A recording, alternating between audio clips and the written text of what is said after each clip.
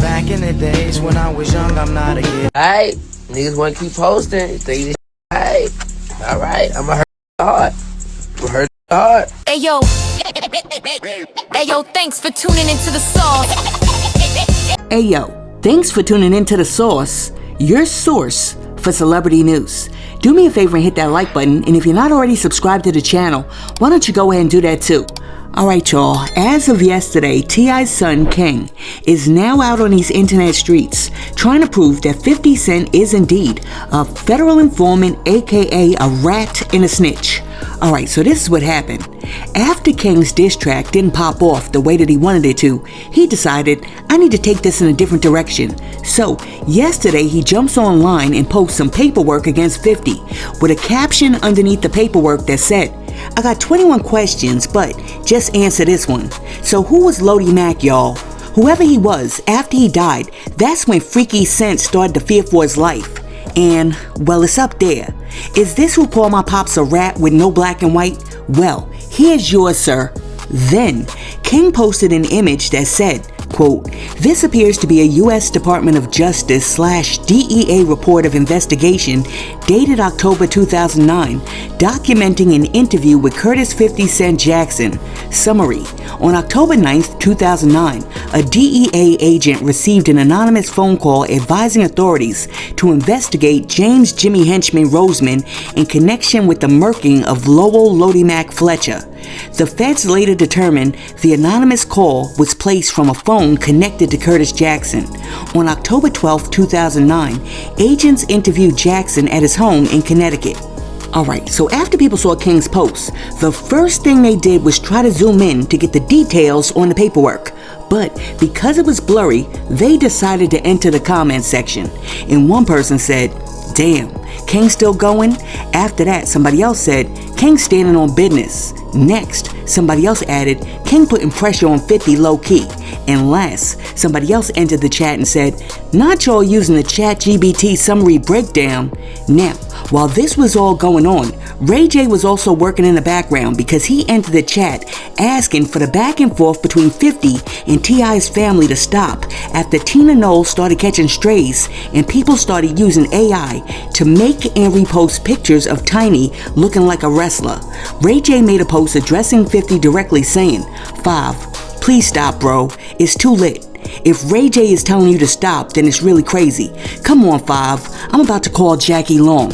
Listen, let me tell you something. We are definitely living in a different day and age because my man King was over there and he was like, ChatGPT, give me all the dirt that you got on 50.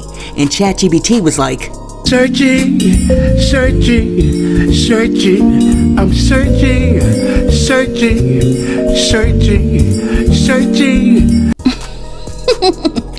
Alright, so now people are asking, who's Lodi Mack? Why did Jimmy the Henchman murk him? What does all of this have to do with 50? And did King just post receipts that prove that 50 Cent is really a rat?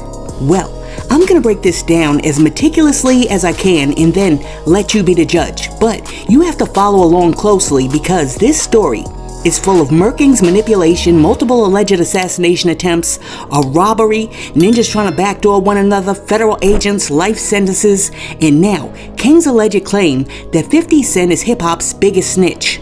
Alright, so because I already know that everybody doesn't know the backstory that led to King's post, let me start off by introducing you to all the key players. You got 50 Cent, rapper, hip-hop mogul, and internet troll that was popped 9 times. You got The Game, rapper who used to be managed by Jimmy Henchman and said F50. You got Jimmy Henchman, aka James Roseman, who was a 90s, 2000s thug, wannabe hip-hop mogul, legendary hitter, currently in jail for murking Lodi Mack. You got Lodi Mack, aka Lowell Fletcher, who used to run with 50 and Tony Yayo until Jimmy eventually murked him. You got King, a scorned son who's vowed to avenge the honor of his mother Tiny after 50 Cent made fun of her BBL. And then, last but not least, you got the feds. The contact that 50 allegedly has on speed dial that he allegedly called to rat on Jimmy Henchman. And just so we're clear, Jimmy Henchman also just so happens to be the same dude who allegedly got Tupac popped and robbed in Quad Studio back in the day, even though he denies it. Did you or did you not have anything to do with him being robbed or shot at Quad Studios in 1994? Absolutely never even knew about it, never heard about it. Alright, so now that we know the key players, let's get into the backstory. In 2003, 50 Cent released Get Rich or Die Trying. Backed by Dr. Dre and Eminem, he was becoming one of the biggest rappers in the world and had already survived being pow-powed 9 times and turned that survival into a brand and into global dominance. Soon after, Dr. Dre thought it would be a good idea to bring in West Coast artist Game to join G-Unit. Game had been managed by Jimmy Henchman. From the beginning, there was tension that existed beneath the surface. According to multiple accounts, Henchman wanted the Game to surpass 50 in popularity. So, he was allegedly over there in the Game's ear like F50, F50, and the Game actually listened to what he was saying.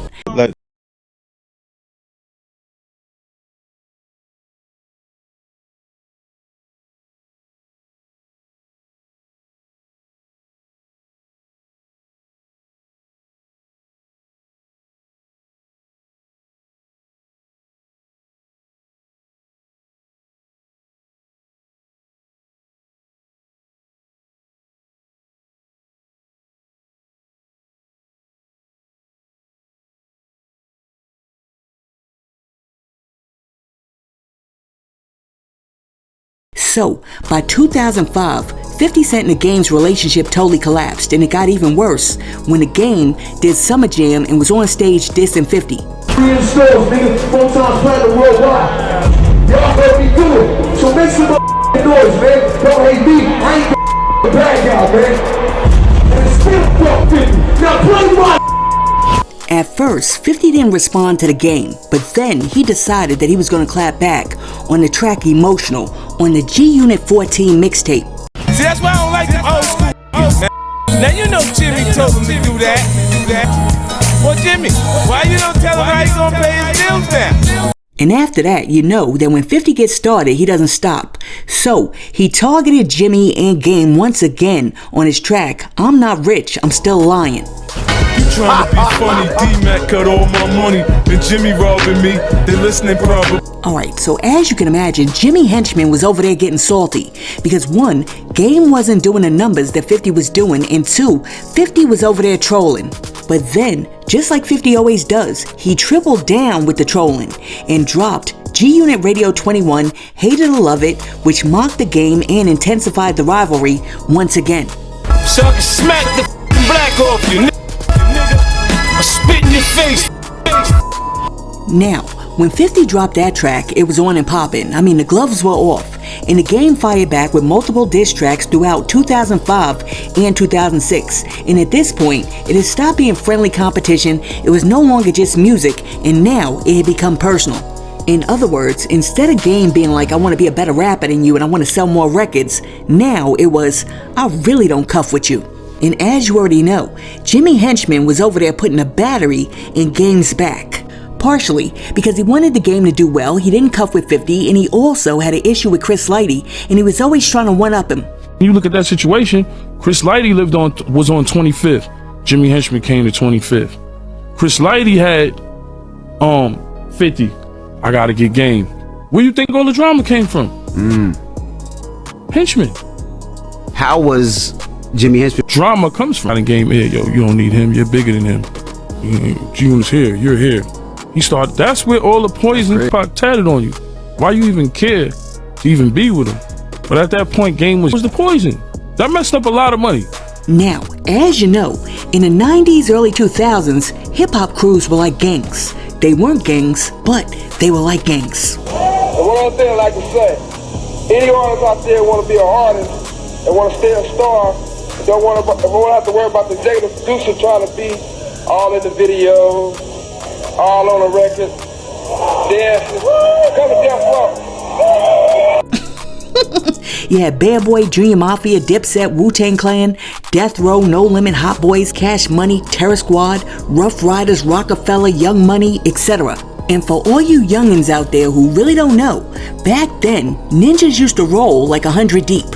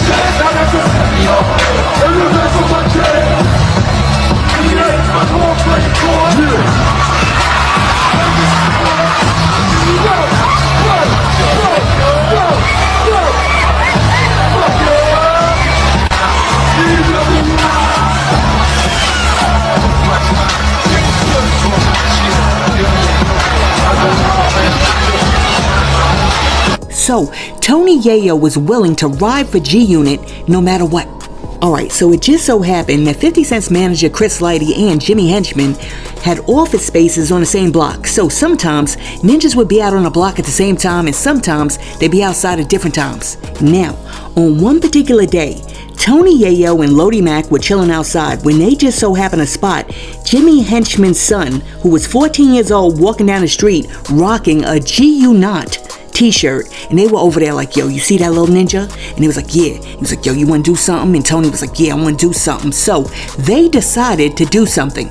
They ran up on a young boy. Tony Yayo slapped him, while Lodi Mack allegedly threatened to pistol whip him, or did in fact pistol whip him, and then they left. Now, after Tony Yayo and Lodi Mack got the little boy ran into his father's office building, went up the elevator, ran into his father's private office, and was like, yo, Dad, let me tell you what they did to me. And from there, it was on and popping.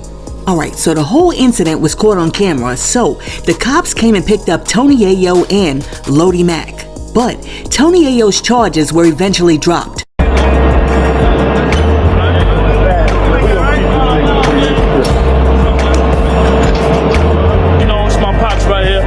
Out the federal building, but I'm home. I'm here to stay. What's good, Sean? I'm good, player. All right.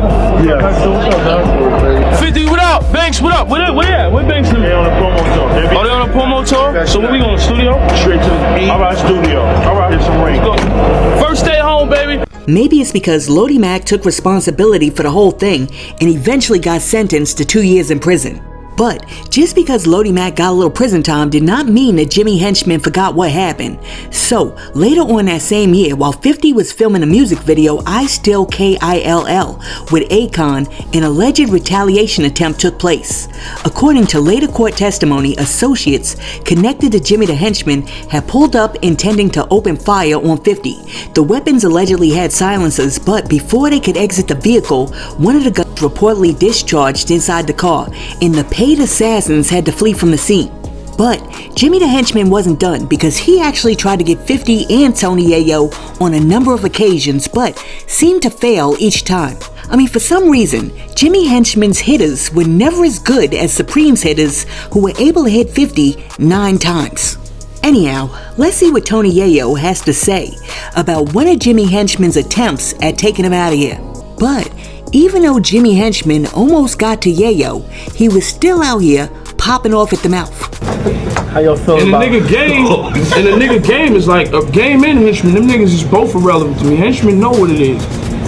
Real niggas don't back down. All that OG shit, that Tupac shit from back in the day, you think you got some stripes from that? Jack and Scooter and them niggas was the shoot. You nothing. Game, you think you running with a nigga that's nigga game, you know what? Come on, game, stop playing. I know what you riding when you come to New York. That blue van and that blue Escalate. You lucky that block got a lot of cameras on there. You be fooled. Straight cheese. I keep it real with these niggas. These niggas know they don't want no problems with me. And just like his right-hand man Yayo, 50 wasn't backing down either. Well, don't give me no pass, man. I don't deserve passes.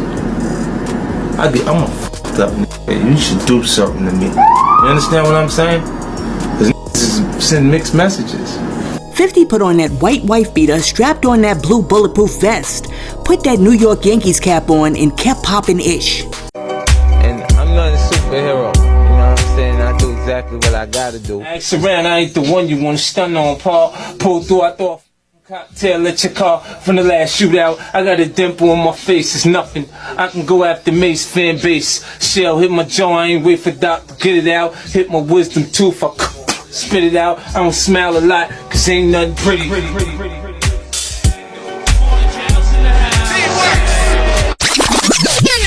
the shit, cause I don't look for it. They gotta come to me with it. You know, when I end up this shit with Cream, fucking with John, and then the shit with Jimmy and fucking with Gay, right? Rap shit turning to street shit. Jimmy has been the worst kind of nigga ever. Like that is a killer rat type nigga. Like nigga do some shit and then run to the police while you doing something back. Nigga cold sucker nigga, man. Alright, so even though 50 Cent seemed to be taking Jimmy's threats lightly, Jimmy wasn't playing around because he tried to get at 50 at least 2 more times. Once, he planned to put explosives in 50 Cent's bulletproof SUV, and then another time, he was driving past 50's Manhattan residence, and when he saw him, he tried to go for the hammer, but the hammer jammed, and the police were behind him, so he couldn't do it. But even though Jimmy Henchman was still out here trying to get at 50, he also had some other things cooking. For example, he put a slice in Chris Lighty's brother's face with a razor to get back at G-Unit and Violator Records. And in 2009, shortly after being released from prison, Lowell Lodi Mack Fletcher was pow-powed and unalived in the street. And according to Tony Yayo, Jimmy Henchman actually hired Lodi Mack's former cellmate to do it. Because your man did a year and then got killed when he came out. Yeah, the actual hitman it's all documented. Like, you can look it up, so I don't want to seem like I'm dry snitching. It's like, if you read Jimmy Henchman case, all this is documented. But the hitman was actually in jail with my friend. So he befriended him in jail. And then when he got home, that's the same hitman that was his friend in jail. It was the actual hitman. All the dudes how fucked up is that? I mean, it just tells you, how anybody will do anything for the money. You know what I'm saying? I had money on my head plenty of times. Like, when I was locked up on the island, I heard money on my head. I had so-called money on my head in the street. You know what I'm saying? 50 so-called had money on his head. Everybody is just a part of, fucking with 50 Cent and being a part of G-Unit. You know what I'm saying? But it is what it is. You live and you learn. That's why when I see these rap beefs, I know how serious it can get. Okay, so later on, after the dude Brian Slim McLeod, who Jimmy gave a bag to for the hit on Lodi Mack, was arrested, he would explain during his testimony how at first he went to the prison on the day Lodi Mack was supposed to be released to find him, but he wasn't there. So then, him and Jimmy Henchman used Lodi Mack's own attorney to get his location so that Slim and somebody else could lure Lodi Mack to a place to unalive him. As a matter of fact, check out what Slim had to say when he was on the stand. Judge, should we bring the witness in? Yes. Have a seat. We're going to ask you some questions outside of the presence of the jury so that I can rule on an issue of law. Go ahead, Mr. Inzer. Mr. McLeod, in a meeting that you were just talking about in front of the jury, the meeting at Whole Foods with Rosemond, can you describe for the jury what statements were made? What did Rosemond say? What did you say? Give us the conversation. Jimmy asked me about, basically, do I trust the individual and the information who I said I had a line on, Lodi Mack? And when I confirmed that I did and gave him a little history and background on those two, he said, okay, because I have $30,000 for anybody who will bring Lodi Mack to me. And I took that as he said, because I'm going to hit him so hard and so fast, he's not going to know what hit him. When Rosemond said to you, I have $30,000 for you to bring Lodi Mack to me, do you have an opinion about what that meant? Well, he said, I have $30,000 for anyone who brings him to me. And what he meant was, I have $30,000 for the person that brings Lodi Mack to me to be shot. All right. So you said to him, you're thinking of doing this yourself? Yes. Did there come a time when you received information that Fletcher was going to be released from prison? Yes, it was a Saturday. It was a weekend. And I received a phone call and Kevin Chung was on the line from jail. He said, Slim, son is in Queensboro now. I said, oh, he left Mohawk? He said, he left Mohawk a little bit after you left. He's going home soon. He's in Queensboro now. He's getting out soon. He's getting out September 11th. After having that conversation with Kevin Chung and learning that Fletcher is about to get out from Queensboro, what did you do with that information? I sent a text. I texted Jimmy. I said, our friend is in Queensboro. He's getting released. I think either I said tomorrow or the 11th. So what was the plan for the next morning? The plan the next morning was for us to go over to Queensboro to see if anything could take place that day or, also, in my opinion, to ID Lodi Mack. What was the point of identifying him? So that all parties would know how he looked and see him? Why would that matter? You have to know who you are going to shoot if you're going to shoot somebody. And where's Queensboro located? In Long Island City, Queens. You said that when you arrived, you looked and you saw a bank of cameras and decided to scratch this? Yes. You said the officer told you that Fletcher had just left? Yes. After hearing that, what did you do? We're kind of like sitting there like, now what? So while we're sitting there, I am just saying to myself, I'm thinking, how far away is he? Would I recognize him in the car? And I said, wait a minute, he has the same lawyer as Kevin Chung, Bob Macedonio. Let me try that lawyer. Kevin had spoke to me about that lawyer, and the lawyer seemed a little unconventional to me. So I was thinking maybe there's a possibility that Lowell Fletcher or Yayo is with Macedonio. So I called the information and asked for the law offices of Bob Macedonio. I got the number. When I called, the receptionist said, I can give you his cell number, but wait, I'll pass you through. And when she passed me through, Bob Macedonio answered the phone. What happened then? He gets on the phone and he says, B-O-B. Immediately I'm saying this is a different kind of lawyer. And I said, hey Bob, what's up? He said, hey, who am I speaking to? I said, this is Slim. Is Lodi with you? He said, yeah, he's right here. And he passed him the phone. What happened at that point? At that point, Lodi Mack and I began to have a conversation. And I told him welcome home and basically told him, hey, what's up?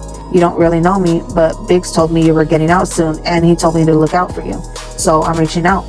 Let me tell you something. It's one thing for ninjas to catch you. It's another thing for your own attorney to drop you low for ninjas to catch you. That's crazy. Anyhow, Slim eventually caught up to Lodi Mack because he pretended to be his friend and lured him to a location. And when he got there, he had his hand in a potato chip bag along with the heat. And when he got close enough to Lodi Mack, he popped him. Alright, so fast forward, and Jimmy Henchman was eventually convicted for the murking for hire in connection with Lodi Mack's unaliving, and he received a life sentence. But while that was unfolding, federal authorities also had been building a narcotics trafficking charge against him, and he got a life sentence for that too.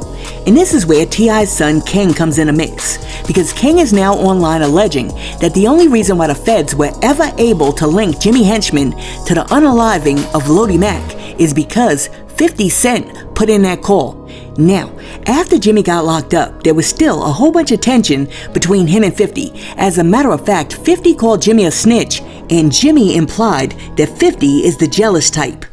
Those who perpetrated to be either my friend, who were wearing wiretaps, who got on the stand and lied, man, I want to apologize to those that I let down for letting some suckers play me. And I just want you to know, man, that I didn't know. I just didn't know that these dudes was that jealous. That jealousy would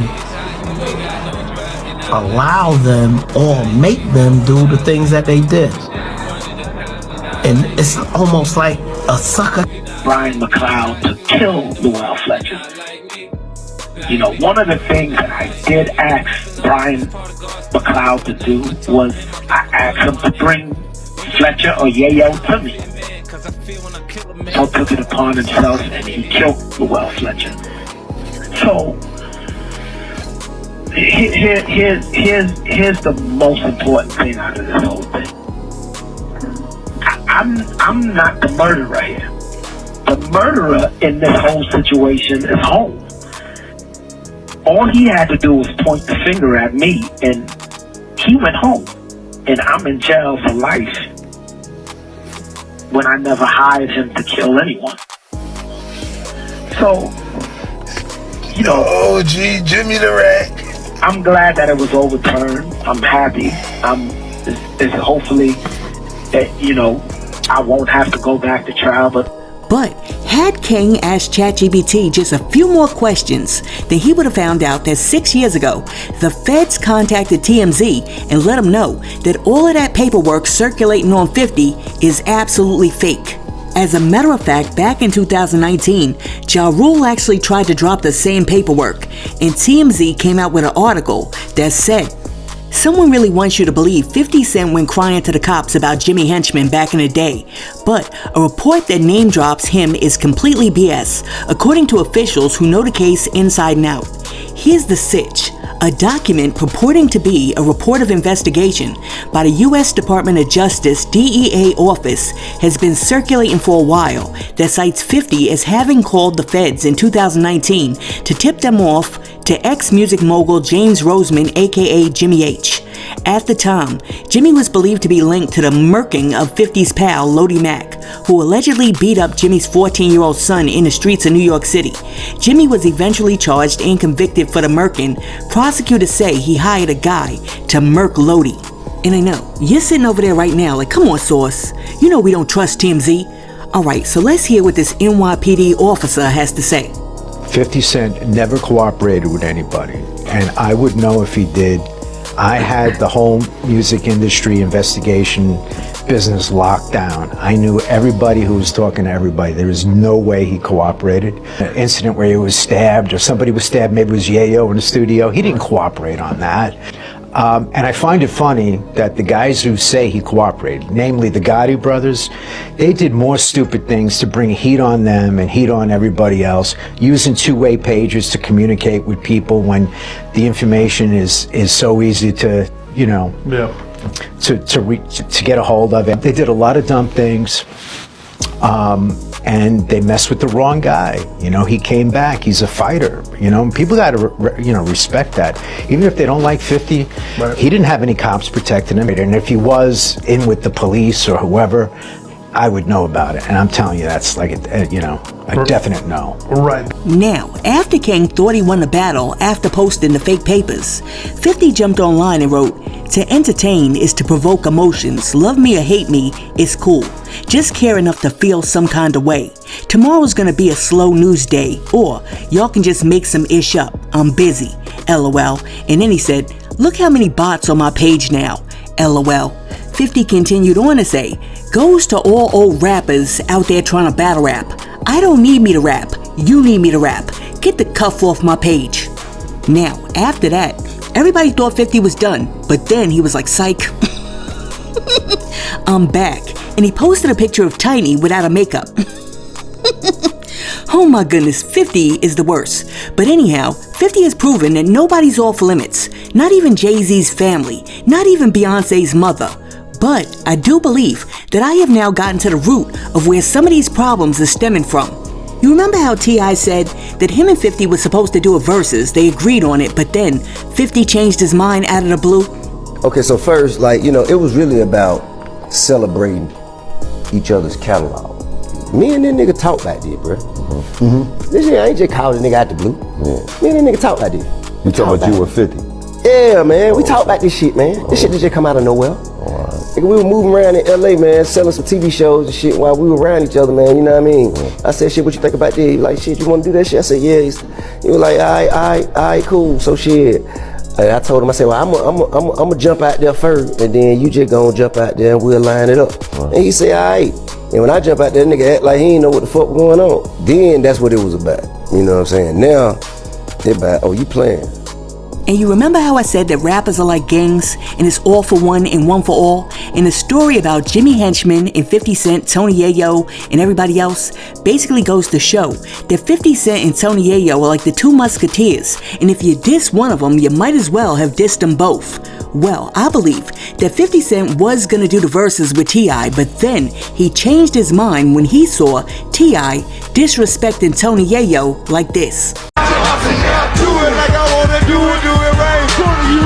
People business, baby, I ain't sinning.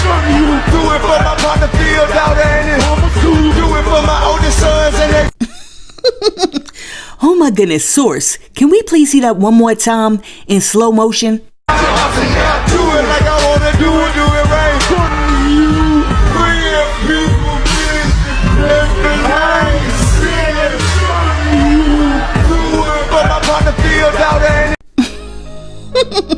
Oh my goodness, why did T.I. do 50's mans like that? Anyhow, Tony Yayo has now come out to say that a lot of 50 Cent's decisions regarding doing a versus don't have anything to do with T.I. As a matter of fact, Tony Yayo said that 50 really doesn't want to do a versus at all unless he owns part of it, which I can understand, because T.I. has an album that he's trying to promote right now and he's trying to push it hard, whereas doing a versus is not going to benefit 50. He doesn't have an album, and nobody's going to watch more TV shows because of the versus. So 50 Cent really doesn't have an incentive to do a versus right now. And besides, based on T.I.'s own words and his interview, him and 50 discussed doing a versus a long time ago, and guess what? Things have changed. But after 50 Cent reversed course and changed his mind and posted another picture of Tiny, T.I. dropped another diss track and then jumped online and wrote, "I changed my mind too, F Ninja. I don't want you to rap because we all know it'll be ASS anyway. We just want you to answer these Johnsons you juggling in real life. You can write a poem, draw a picture, do a dance, or something to explain this ish, cause we wanna effing know.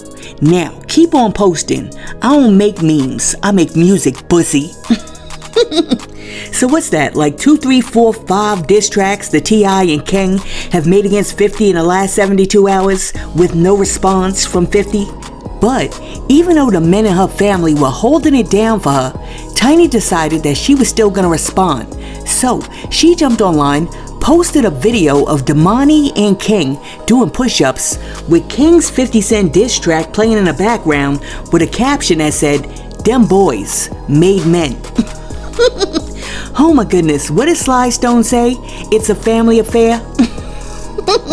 It definitely is over there at the Harris house.